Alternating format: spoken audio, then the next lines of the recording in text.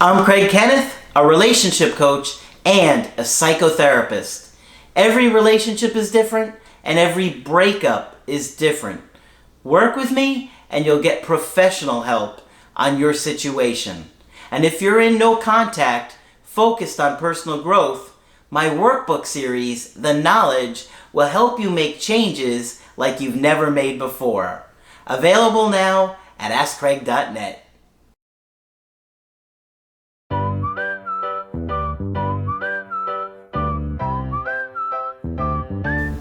Hi there, I'm Coach Kenneth. I'm Coach Margaret. And today we're going to be talking about regaining your balance. You know, one of the things that happens to us after a breakup is just complete emotional turmoil. We completely are upside down in our own life. We feel like hostages. We don't feel like we have any control over our emotions. We're extremely depressed. We feel guilty. Right. We're confused. We're scared. And our whole life just feels shattered, right? We just feel like everything that we cared about has ended, and we just feel like we're dying inside. Yeah. And oftentimes, our ex makes us feel like it's our fault. We've done this to ourselves. Had we only did what they wanted us to do, they would still be here with us. Right. But that's just kind of what comes with the territory of a breakup.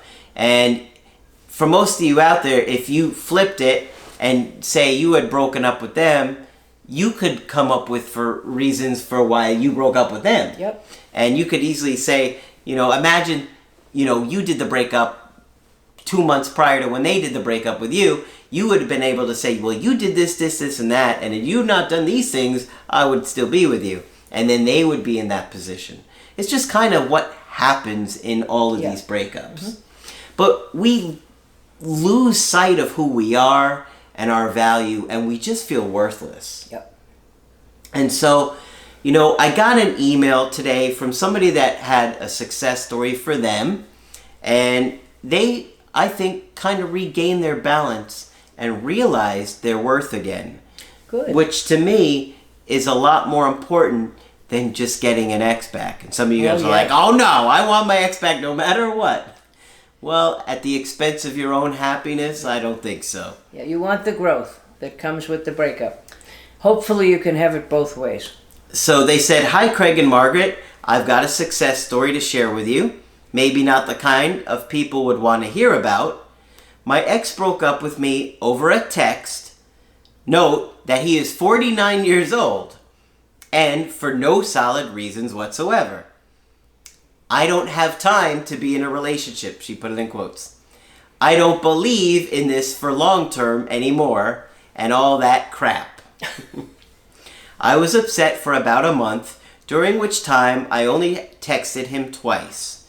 One to say that I loved him, but I won't fight for it. And one during a weak moment where I said I missed him. After his cold reply, I decided that that was it. I'm a secure person and he's an avoidant. Oh. And I just realized how he did me wrong this entire time we were together. Mm-hmm. About a year and a half. He had almost managed to make me avoidant just like him. I felt I lost myself in him, and that's where I drew the line. Good for her. I'm 35, I'm young, I'm single, I'm good looking, and she did send pictures of her and him. She is very attractive. I make more money than he does. I'm a day trader.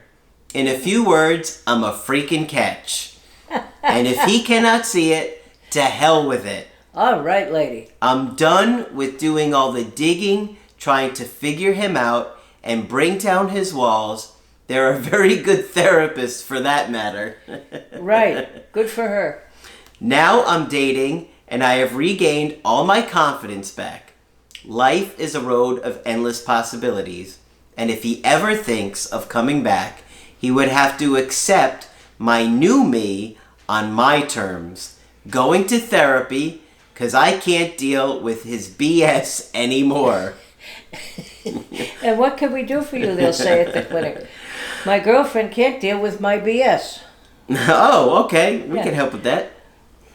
Making me a priority in his life and realizing that we would have to start from scratch. And if he doesn't, just the thoughts and the guilt of him losing me will haunt him forever. That's my mindset. Thank you for all your amazing videos. They've been the light at the end of the tunnel during my bad days. I keep watching them. By the way, because you never know when you're gonna have another breakup. My love to both you guys. She's from Sweden. And then she said, P.S. I have attached pics of me and him to show that love is indeed blind. She's funny. Yes, she is. From there in Switzerland. Yeah. Yes. Sweden. Yeah, she is very pretty. Yeah. And I'll tell you, he was not an attractive man. He looked like a young Uncle Fester. Oh, dear Lord. From the Addams Family. Yes. And he was a bit like one eye's looking over there, the other Uncle one's... Fester. Yeah. I remember Uncle Fester. Yeah, he used to live behind me, too. Yeah, and I feel... I only looked at the picture a while ago, but I think he had like kind of dark circles under his eyes, kind of creepy kind of look. So, see, that is an amazing turnaround for her. Isn't it? Because she took a situation, and so many of you guys are looking at your ex thinking, you know, they were this amazing person, and for a while she was doing that. And she lost sight of who she really is. Yeah, and it's very easy to do. Yeah, in a relationship. Yeah. But you have to know your worth. Yes, you do. And you have to respect and love yourself enough that if somebody, you know, mistreats you and you find, wow, I'm becoming an avoidant like this guy. I don't want to be like this. Well, he probably had a negative outlook, too. He's probably not terribly social. Yeah. And so now she's happy, and do you think she wants her ex back? No. No, not even on her terms she doesn't. On her terms, and it was going to be a lot of terms that she was Yeah. really going to work on, or require for him, and good for her. And she used humor for it, which is always a good thing.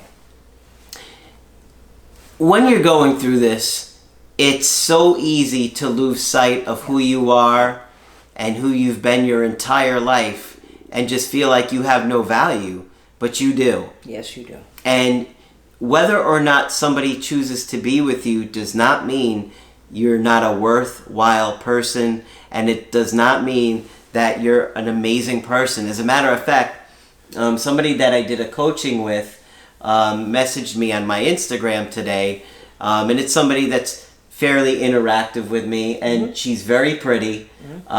She's in great shape. She's funny. She's got a nice personality. And the guy she's been dating on and off for a long time is like blowing her off again. And she's just feeling like this is all her fault. And I'm like, no way. You're a catch. You're beautiful. You're funny. You're a strong woman. Like, this guy's crazy. It's not about you. This isn't any reflection of you. Like, he's the one that is missing out on a good person. He's not going to do any better than you. Nope. Not even close. And even if he's seeing other women behind your back, they're not close to the caliber of person you are. And I get that a lot, where I talk to these really beautiful women that are smart and they have a lot going for them. They got nice personalities. They're really catches. And they get blown off by these guys that offer nothing, that really have brought nothing into their life, but because they were like trying to fix them up, I think they just got invested with the wrong guy. That's probably a woman who has been trained to be a caretaker in their family. Yeah. And they'll reach out to a difficult guy and try to figure out what's wrong and try to fix it. Absolutely. Yeah. Absolutely. The on-again, off-again thing is a theme I continue to work on because it comes up often. I get it frequently from women calling me. We've been off and on for years sometimes. And it's difficult to figure out exactly what's going on. So we're working on that one.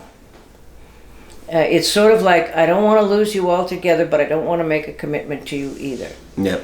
And that's very difficult to deal with over time. Yeah, and I'm not exhausting. sure people should deal with it over time. Yeah, and you get so invested that it's hard to let go and to move on. Yeah. And, you know, it's a real challenge to just say, I'm done with this. I'm done with this, yeah. But make a decision. when you regain your balance and realize all your worth, it's easier to do. Much easier. When you say, you know what? This person hasn't been making me happy for a long time, and I deserve better than this. Yes.